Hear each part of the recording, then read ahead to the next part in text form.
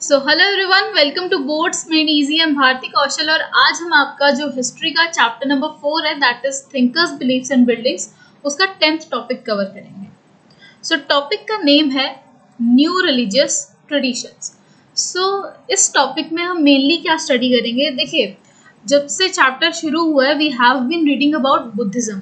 सो यहाँ पे हम इस टॉपिक में क्या पढ़ेंगे, हम पढ़ेंगे कि बुद्धिज्म के आने के बाद और कौन कौन से रिलीजियस ट्रेडिशंस आने शुरू हुए। This is what we are going to study in this very topic. So topic का सब टॉपिक है the development of Mahayana Buddhism. तो महायाना बुद्धिज्म है वो हम यहाँ पे रीड करते हैं।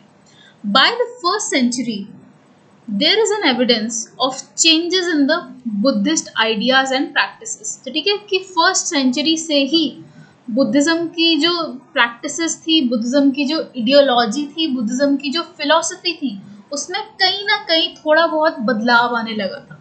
एंड डेफिनेटली वो बदलाव क्यों आएगा, क्योंकि टाइम से अब since more and more people are actually getting accumulated in this very you can say group, so कहीं ना कहीं कुछ ना कुछ सोच में फर्क आता है, जिसके चलते एक एवोल्यूशन की तरफ एक वो स्टेज जाती ही जाती है। And this is what was happening in case of Buddhism as well, कि जो बुद्धिज्म के ट्रेडिशनल पहले के आइडियाज थे वो तो थे, बट टाइम से जैसे जैसे इसमें और लोग जुड़ रहे थे, कुछ नए नए थॉट्स आ रहे थे, या फिर वो ये कि एक एनलाइटनमेंट, एक सैल्वेशन को अचीव करने के नए नए तरीके जो है अलग अलग लोग सजेस्ट कर रहे थे, है ना। विद टाइम इंटरप्रिटेशंस में भी फर्क आता है, because not every individual thinks on the same line, right. तो वैसा ही हो रहा था बुद्धिज्म के केस में। तो उसके भी जो इडियोलॉजी है या उसकी भी जितने भी प्रैक्टिसेस हैं, ट्रेडिशंस हैं, उनमें चेंज आ रहा था। Early Buddhist teachings had given great importance to self effort in achieving nibbana. This is what we have studied in the Buddhist philosophy, कि वो ज़्यादातर एफर्ट क्या डाल रहे थे कि आप खुद से एफर्ट करो so that you attain enlightenment. ठीक है, खुद से अच्छे काम करो, खुद से राइटियस पाथ चुनो, है ना। This is what it was actually emphasising upon. But and besides, Buddha was regarded as a human being who attained enlightenment and nibbana through his own efforts। ठीक है, तो पहले इसी आइडियोलॉजी को क्यों सपोर्ट किया जा रहा था, क्योंकि उस टाइम पे लोगों के सामने एक साक्षात एग्जाम्पल थे बुद्धा, है ना, जिन्होंने खुद से ही एनलाइटनमेंट अचीव की थी। उनको किसी ने गाइड नहीं किया था। He did all he went all the way by himself to attain the enlightenment, right? So इस वजह से पहले बुद्धा को ही देखा जा रहा था कि जैसे बुद्धा ने खुद से अपना राइटियस पाथ चुन के एनलाइटनमेंट अचीव किया, निबाना अटेन किया, he has reached to that stage of mahaparinibbana, तो वैसे ही हम भी जो है खुद से एफर्ट करके निबाना अटेन कर सकते हैं। पहले ये आइडियोलॉजी थी। However gradually the idea of a saviour emerged. ठीक है, लेकिन अब धीरे धीरे क्या होने लगा कि पहले सिर्फ बुद्धा को एक एग्जाम्पल की तरह देखा जा रहा था कि यस, बुद्धा ने जैसे एनलाइटनमेंट अटेन किया, हम भी वैसे ही सही रास्ते को चुन के खुद से एफर्ट्स करके एनलाइटनमेंट अटेन करेंगे। बट अब क्या हुआ, अब इन्होंने एक सेवियर का कंसेप्ट ले आए लोग। What is saviour? Saviour is basically एक मसीहा, है ना, मतलब जो है कि हमें एक इंसान इमर्ज हो जो हमें सारी हमारी दुख दुविधाओं से दूर ले जाए।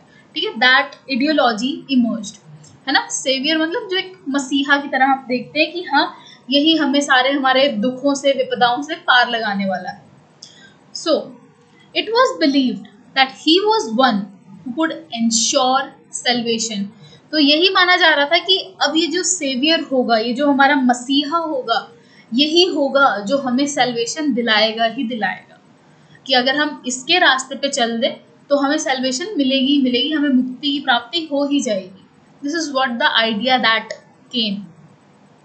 Simultaneously, the concept of bodhisatta also developed. ठीक है, तो कुछ टाइम के साथ क्या हुआ, एक कॉन्सेप्ट आया दैट इज बोधिसत्ता। अब ये बोधिसत्ता क्या था?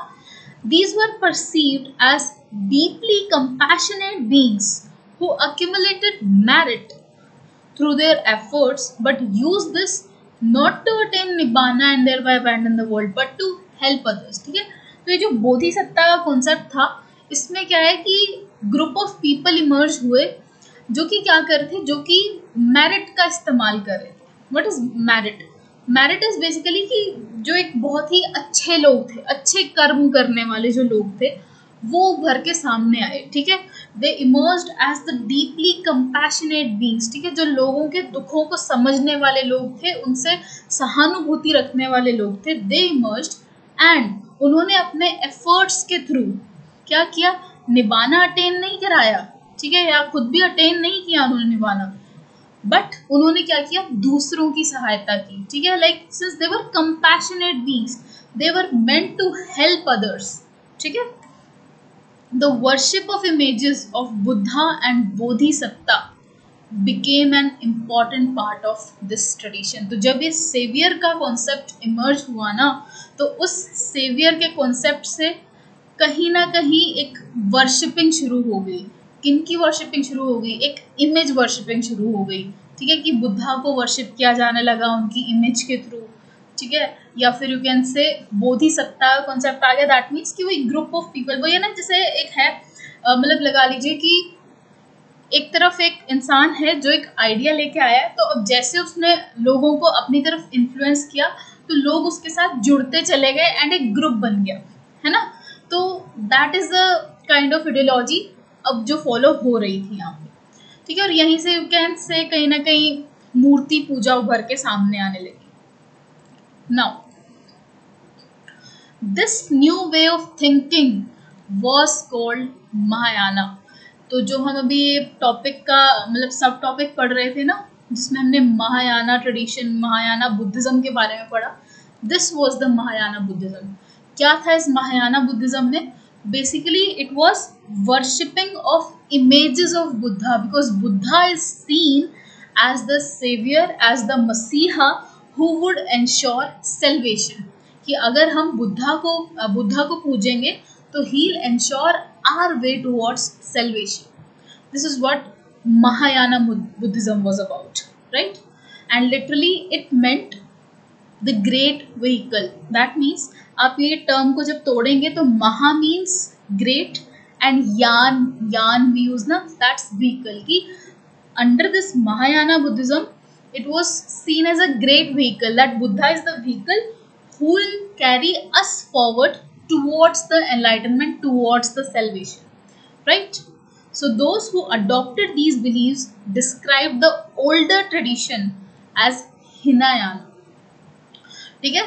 तो उन्होंने वो ये है कि ये जो नया कॉन्सेप्ट ऑफ इमेज वर्शिप लाए ना जो लोग, उन्होंने अपने वाले ट्रेडिशन को तो महायाना कहा, एंड जो प्रैक्टिसेस पहले फॉलो हो रही थी, जिसमें कहा जा रहा था कि आप खुद से एफर्ट करो, ठीक है, आप खुद से एफर्ट करके खुद को एनलाइटन करो, राइटियस पाथ चूज करो, है ना, वो सब जो चीज़ें थी जो वो लोग फॉलो करते थे ना, मतलब जो चीज़ें वो लोग फॉलो, आई एम सॉरी, मतलब कि जो वो ट्रेडिशन को फॉलो करते थे, then that was seen as Hinayana, right?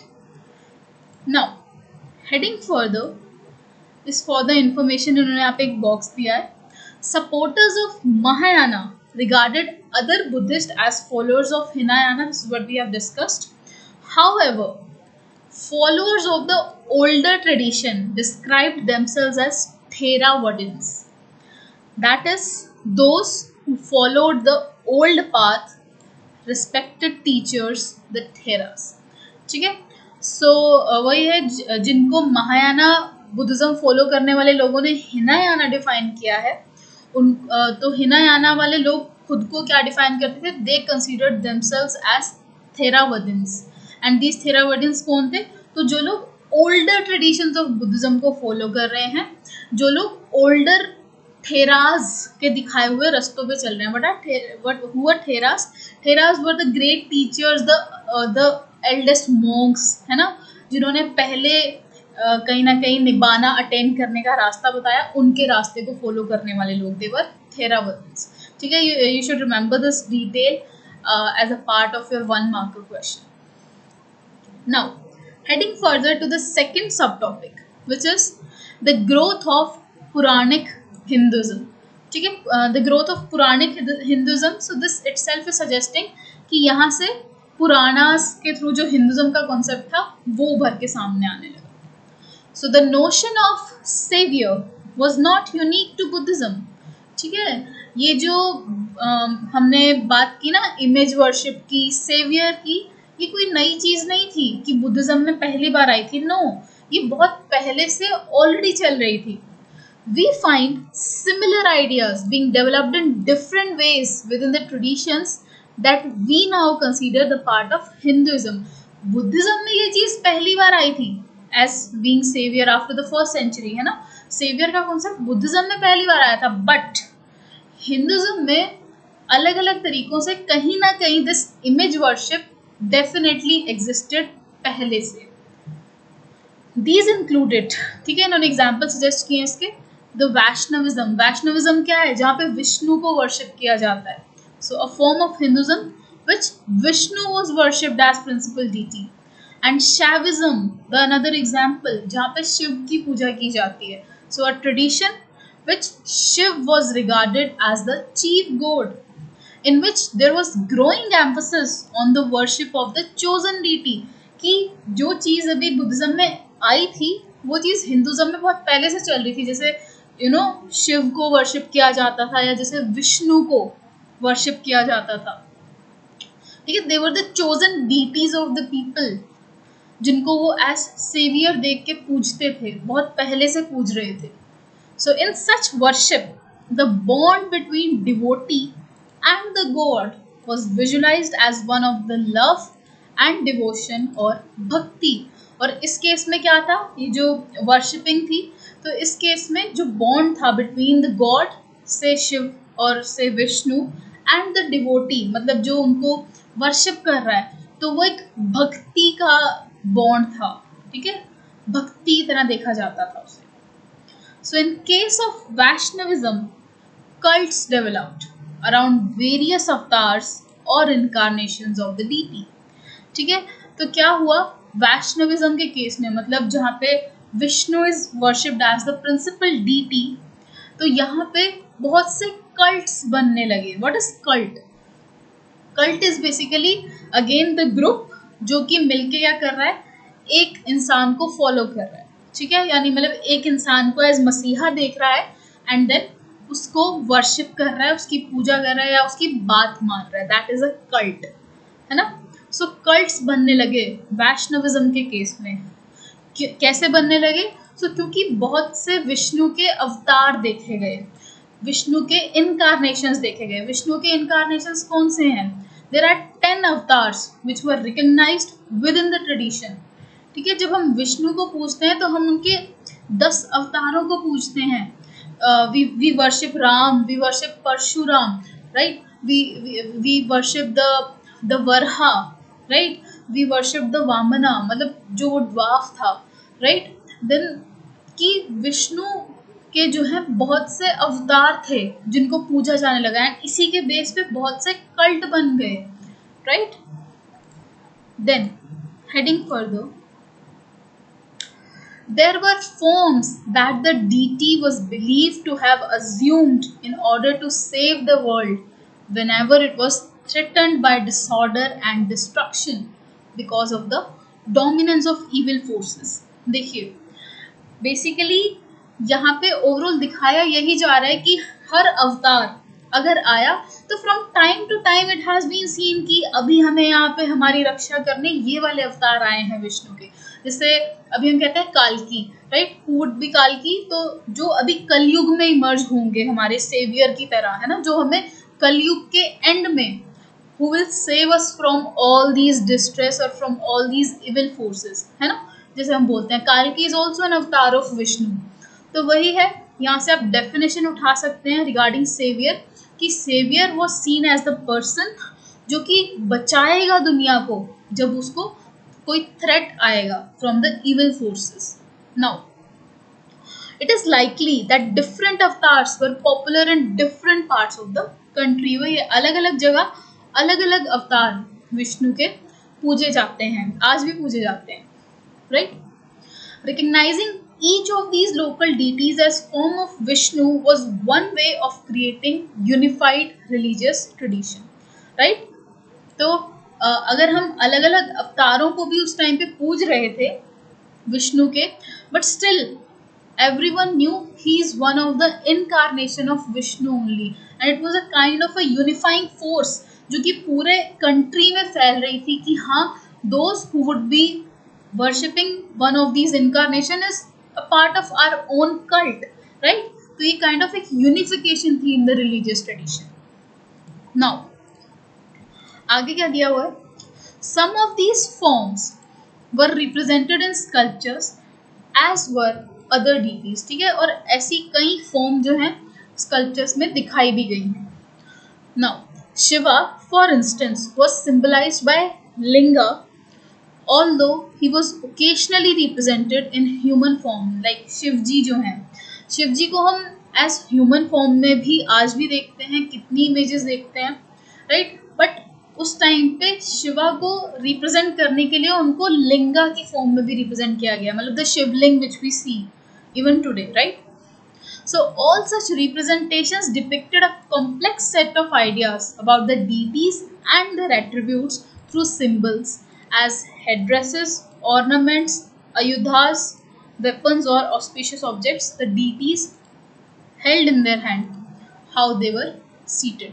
मतलब बेसिकली वही है कि ये जो स्कल्पचर्स जो sculptures which we have already read पिछले वीडियो में भी, तो उन स्कल्पचर्स की फॉर्म में जितनी भी लाइक स्तूपास वगैरह भी रिकवर हुए, या फिर not only stupas but other religious places जहाँ पे भी स्कल्पचर्स मिले, तो वहाँ पे वो स्कल्पचर्स देखने को भी मिले हैं जहाँ पे देयर वर इनकारनेशंस जो कि उन स्कल्पचर्स पे बनी हुई थी गॉड्स की, या फिर उनके जो है वेपन्स बने हुए थे, अयुधास जो यहाँ पे लिखा है, द वेपन्स जिनको देख के पता लग जाएगा कि हाँ ये किस गॉड के बारे में बात की जा रही है, राइट? कि जैसे हम शिव जी को रिप्रेजेंट करना चाहते हैं तो हम त्रिशूल, द ट्राइडेंट, राइट, कि वो देख के भी हम समझ जाते हैं कि हाँ यहाँ पे शिव जी को रिप्रेजेंट किया जा रहा है. तो यहाँ पे वही कहा गया है कि जो स्कल्पचर्स हैं उसमें ह्यूमन फॉर्म भी दिखाई गई हैं इन गॉड्स की, या फिर साथ में जो है उनके कुछ सिंबल्स को भी दिखाया गया है, जो कि सिंपली सिंबलाइज कर देता था कि हाँ यहाँ पे हम किस भगवान की बात कर रहे हैं. नाउ ओह सॉरी,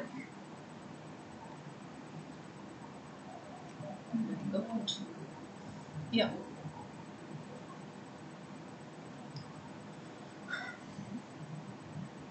तो आगे आएगा. To understand the meaning of these sculptures, historians have to be familiar with the stories behind them, many of which are contained in the Puranas compiled by the Brahmanas. तो वही है कि the thing is how are we able to relate such sculptures to them? हम वो relate भी तभी कर सकते हैं ना जब हमें खुद नॉलेज हो उस चीज़ की. जैसे अब हम अगर हनुमान जी का गदा देखते हैं तो वो देख के हमें पता क्यों लगता है? Because we know that particular weapon is associated with Hanuman ji, right? तो वही है कि in order to understand these sculptures, in order to understand everything जो वो स्कल्पचर डिपिक्ट करना चाह रहा है, इट वॉज वेरी एसेंशियल हमें हर इनकारनेशन से रिलेटेड स्टोरीज भी पता हो, है ना? और वो स्टोरीज हमें कहाँ से मिली, उन स्टोरीज की हमें इंफॉर्मेशन कहाँ से मिली? So it was only from the Puranas, right? Now they contained much that had been composed and been in circulation for centuries, including stories about gods and goddesses. वही है, हर देवी देवता के बारे में भी जितनी भी कहानियाँ, जितने भी किस्से उनसे रिलेटेड हैं, वो सब वो पुराणास में मेंशन थी. And these Puranas were distributed everywhere. ठीक है, वो एक फेज था जहाँ पे अच्छे से पूरी इंफॉर्मेशन को शेयर किया जा रहा था. Generally, they were written in simple Sanskrit words and were meant to be read aloud to everybody, है ना? कि सबसे पहले तो वो संस्कृत लैंग्वेज में बोले जा रहे हैं और वो सिंपल संस्कृत में बोले जा रहे हैं ताकि वो सब लोगों को एक्सेसिबल हो, सब लोगों को समझ आ सके. Then they were meant to be read aloud. ठीक है, सबके सामने अच्छे से जोर शोर से वो बोले जाते थे, वो पुराणास की जितनी भी कहानियाँ थी, so that वो सबको पता हो, including the women and Shudras who did not have access to Vedic learning. और ये पुराणास की जो स्टोरीज थी ऐसी थी जो सबको एक्सेसिबल कराई गई थी, because God was for everyone, right?